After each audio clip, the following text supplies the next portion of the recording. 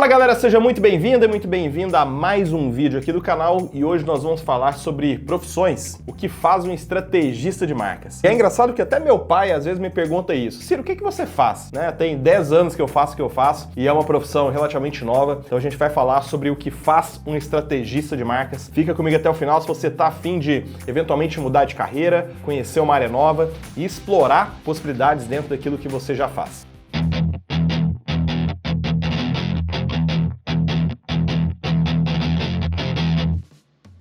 E se você não me conhece, chegou aqui pela primeira vez, muito prazer, eu me chamo Ciro Ribeiro Rocha, eu sou empreendedor e estrategista de marcas e hoje eu vou contar um pouquinho do que eu faço, como eu faço e se faz sentido para você pensar nisso enquanto uma futura profissão. O estrategista de marcas é a pessoa responsável por criar diferenciação entre um negócio, entre aquilo que existe e gerar valor para ele. É o que diferencia alguém comprar um produto que poderia custar R$10 para um produto que poderia custar ali muitas vezes 30, 40, 50 reais. Afinal, você está comprando uma promessa, uma narrativa. Está também comprando como você vai se sentir usando aquele negócio, consumindo aquele produto. Então, o estrategista de marcas ele é responsável por construir toda essa ideia por trás que dá possibilidade para a comunicação, para a publicidade e explorar isso de uma maneira que faça algum tipo de coceirinha ali no seu cérebro e te leve a algum impulso. Mas diferente da publicidade que traz aquele impulso do consumo, o estrategista de marcas ou estrategista de marcas é aquela pessoa que entende que tipo de conexões faz sentido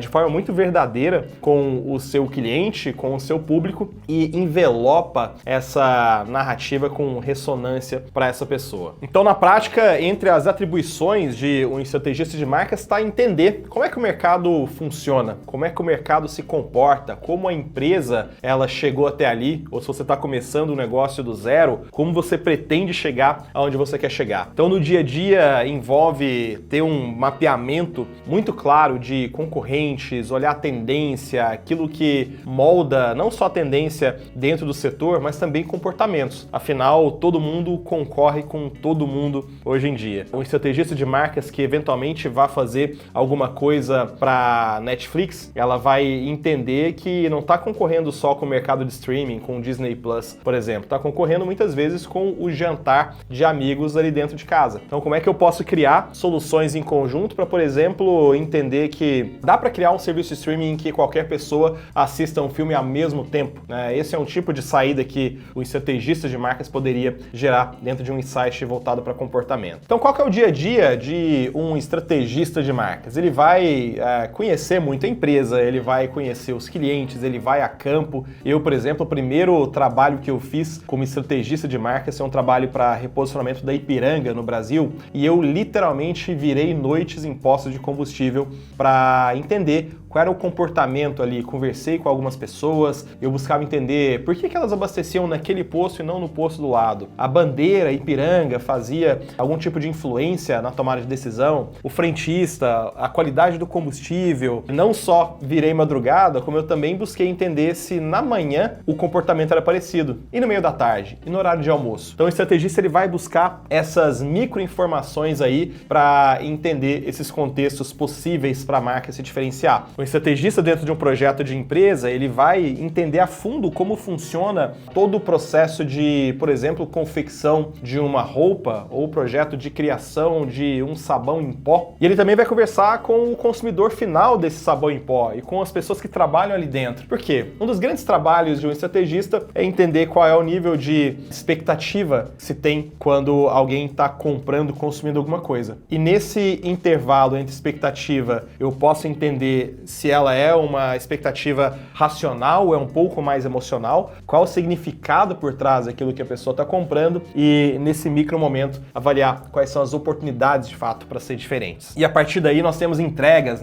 muito mais tangíveis e palpáveis de uma estratégia de uma marca, um posicionamento muito claro que vai ditar o que eu faço, como eu faço e por que eu faço de uma maneira diferente, qual é o meu mercado competitivo, eu vou ter ali dentro uma devolutiva de tom de voz, eu vou ter uma devolutiva evolutiva de messaging, o que eu falo cada vez que a marca se manifesta. Eu vou criar slogan eventualmente, eu vou criar tagline, eu vou criar um manifesto de marca, eu vou reorganizar a forma como os negócios são estruturados, por exemplo. Eu tenho uma marca mãe e várias submarcas, eu tenho Coca-Cola e eu não vou criar Coca-Cola Sucos e por isso eu vou criar uma marca como Del Valle. Então tudo isso vem desses outputs estratégicos. Então é uma profissão que não tem o nome de estrategista por um acaso. A gente realmente lida com decisões muito complexas de negócio que podem gerar alguns milhões ou bilhões de faturamento para uma empresa e da mesma forma que uma decisão equivocada pode gerar esses mesmos milhões de prejuízos. E vou dar um exemplo aqui muito prático de como você pode pegar uma coisa simples e transformar em um posicionamento que faça sentido dentro das suas capacidades. Eu estive em Portugal recentemente, lá existe uma indústria de sardinhas muito famosa chamada Comur.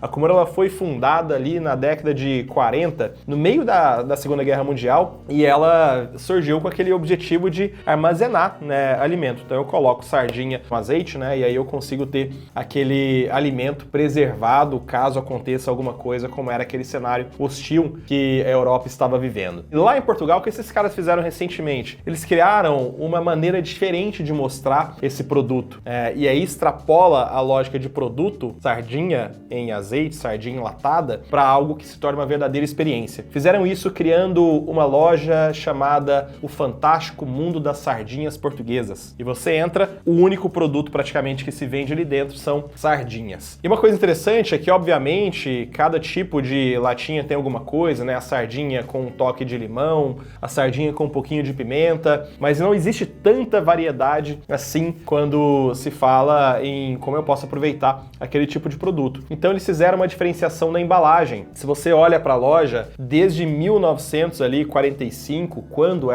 a empresa foi fundada praticamente, você tem embalagens com datas diferentes, com os anos diferentes. Então de 1945 até 2022, o produto é o mesmo, é sardinha, mas na lata tem o ano e alguma coisa interessante que aconteceu no mundo, como por exemplo, o Usain Bolt quebrou o recorde mundial, ou como por exemplo, o Brasil foi campeão mundial de futebol em 1994. E o que isso gera nas pessoas? Um sentimento de comprar sardinha para levar de presente. Então eu, por exemplo, peguei ali o ano que minha mãe nasceu e comprei e levei para ela de presente. E eu olhando para aquele comportamento de consumo das pessoas, isso era uma coisa muito comum, porque elas foram induzidas. Então eu posso levar uma sardinha, que é um símbolo de Portugal, como uma lembrança com o ano no rótulo ali do que a pessoa nasceu, do ano que a pessoa nasceu e o que aconteceu, né, naquele lugar. Então essa é uma grande inspiração que veio de uma estratégia de marca. E quando a gente fala sobre estratégia de marca, olhando para as oportunidades, muitas vezes aquilo que é proposto pode soar como ridículo, como idiota, até que alguém faça. Por exemplo, falar: "Oi, amigas, tudo bem? Como é que vocês estão? Sejam muito bem-vindas ao nosso site." Aqui você consegue ter algum desapego daquilo que você enjoou e não usa mais. E esse é o tom de voz de Enjoei, um e-commerce que começou do absoluto zero, cresceu pra caramba, abriu capital na bolsa depois, foi investido por um grande grupo por trás. E o que ele tinha de diferente? O tom de voz, uma narrativa, uma marca. Se a gente pensar quais são os impactos de um estrategista de marcas na nossa vida, para aí para olhar as marcas que você mais admira, gosta, desde o nível de consumo no dia a dia ao lado mais aspiracional.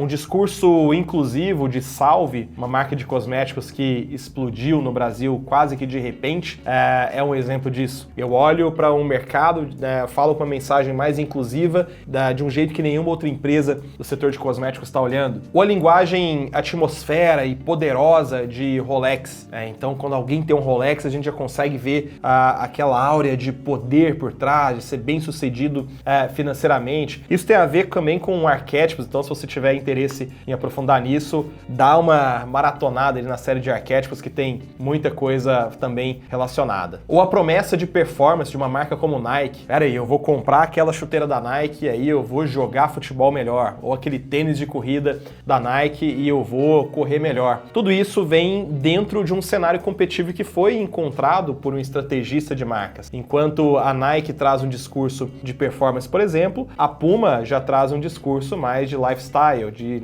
estilo de vida, e esse é um território competitivo, e eu vou criando narrativas para cada um dos lados. Então não tem certo e errado, tem para quem eu endereço a minha mensagem e o quão eficiente eu sou endereçando essa mensagem. Se você está pensando em ser um estrategista de marcas, deve estar se perguntando, tá, mas aonde eu trabalho? É só em consultoria? Não necessariamente, você pode sim trabalhar em uma consultoria, como é o meu caso, né? Eu fundei uma consultoria de inovação para marcas, e esse é o nosso dia a dia, ajudando clientes ali em todo o Brasil. E é muito legal porque a gente trabalha com setores muito diferentes. Então, de um lado, eu preciso entender muito sobre sementes e no outro dia eu estou entendendo muito sobre sabão em pó, como eu acabei te falando, ou sobre tecnologia, ou sobre o mercado da indústria 4.0. Isso acaba sendo bem rico para quem trabalha dentro de uma consultoria. Um outro ponto pode ser trabalhar dentro de uma própria empresa que tenha algum objetivo de pensar em inovação. Então, como eu posso encontrar avenidas de crescimento ali dentro daquela empresa, do ponto de vista de inovação? O que o meu concorrente não está fazendo? Então, é uma profissão que dentro de uma empresa ela vai estar muito mais próxima com a área de pesquisa e desenvolvimento, com a área de marketing também e até a área comercial. Ou você pode trabalhar dentro de uma startup, por exemplo. Uma startup ela tem o grande desafio de crescer rápido, e a forma de crescer rápido, adquirir usuários, além de, óbvio, investir muito dinheiro ali naquele retorno enquanto publicidade, é você conseguir criar um discurso de diferenciação. Peraí, por que eu vou comprar do Rappi e não vou comprar do iFood? Então, tudo isso vai estar vinculado com áreas como a experiência do usuário, que você precisa projetar ali dentro, pós-venda. Então, é uma área bem abrangente, de fato, ou mesmo empreender. Então, se você entende como funciona, você provavelmente tem um vício de olhar para algum produto, alguma marca e pensar, caramba, aquilo poderia ser muito maior. Só toma cuidado para não ser o cara chato que fica ali falando pro amigo o que ele tem que fazer para crescer, se você não foi perguntado sobre isso. Para finalizar, eu vou te dar 4 dicas de o que um estrategista de marca deveria ser, deveria levar em consideração e como ele deve agir. Então, a primeira coisa que um estrategista de marcas precisa ser é curioso. Curiosidade sobre tudo, curiosidade sobre todos. Uma rotina de estrategista é entender as coisas. Então, ele faz muito mais perguntas do que afirmações. Ele não está preocupado em encontrar respostas no primeiro momento. Ele está preocupado em fazer as perguntas certas. Pera aí, o que ninguém está vendo que eu posso tentar enxergar aqui? E a segunda coisa que todo estrategista tem que ter é conhecimento. Tem que saber pouco sobre muitas coisas. A grande habilidade do estrategista está em conectar os pontos, está em entender como eu posso aproveitar o que eu aprendi em outra ocasião para trazer para a realidade desse projeto. Ele vai cruzar essas informações para criar coisas que ninguém criou. Então eu vou ter curiosidade para entender qual é a dinâmica das bactérias na natureza e como elas funcionam numa decomposição para me dar algum tipo de insight para criar um produto de fertilizantes, por exemplo. Eu posso entender como a natureza se regenera para, quem sabe, criar um discurso de um creme cicatrizante para a indústria farmacêutica. Então, ter conhecimento sobre muita coisa vai te dar esses insights. Além do que, você vai ser uma pessoa muito mais legal ali no seu dia a dia, afinal, você vai conseguir conversar sobre muita coisa. E para conversar sobre muita coisa, nos leva à dica 3. Você precisa gostar de conversar e gostar de aprender. Quando a gente conversa e faz o exercício de fato ouvir o que as pessoas estão dizendo, a gente vai absorvendo quase que por osmose esse aprendizado. Isso se torna um vício e é uma delícia. Então você precisa gostar de ouvir, ser um bom ouvinte, e a conversa ela é de fato um diálogo, Quando você só fala, a conversa fica muito chata. E por último, você precisa ter muita bagagem. Não adianta querer ser um consultor de negócios sem nunca ter vivenciado. Da mesma forma que você não consegue ser um estrategista de marca só com uma bagagem teórica, lendo alguns livros ali de posicionamento. Eu acho que a estratégia de marca ela está muito mais relacionada à base cognitiva, comportamental, psicológica, psicologia social, do que de fato ao ferramental em si.